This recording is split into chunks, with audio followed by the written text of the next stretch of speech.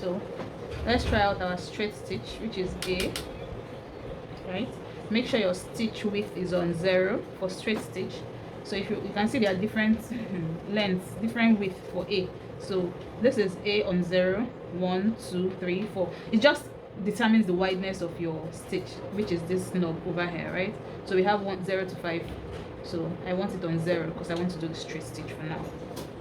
And then over here you have your stitch length. So make sure it's on 4 for your straight stitch. So there we go.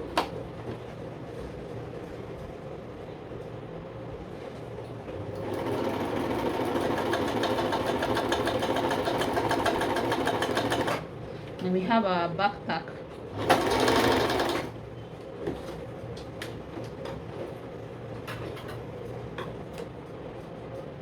And that's our straight stitch. So for our straight stitch, and we have our back tack button here, right?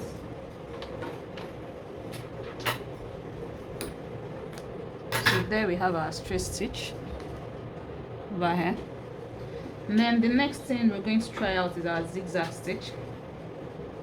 Our zigzag stitch is any of the other ones. So let's try out number 2, and then we can try out number 5.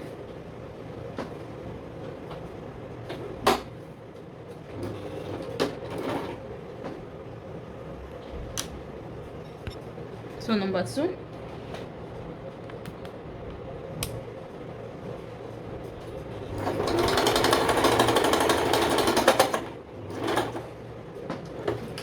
that's number 2.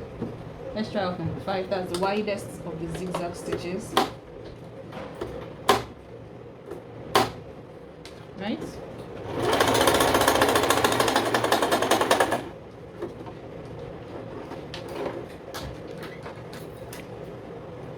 You can see the difference in the stitch, right? So this knob over here is just to choose the wideness of your stitch. So this is for your stitch width. So let's move on to our buttonhole. Make sure your stitch is on F, G and H. G for our top and bottom stitch, F for our right stitch, and H for our left stitch.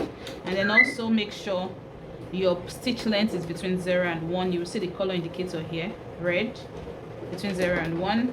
Then also make sure your stitch width is on the widest, because you want the best, if you want the best results for your buttonhole, right? So let's do this.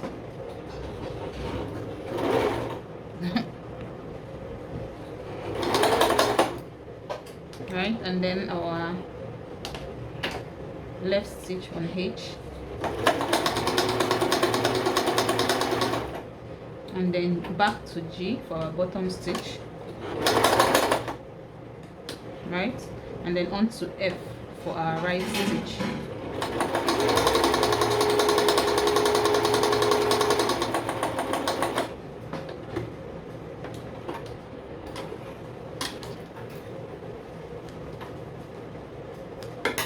There you have it.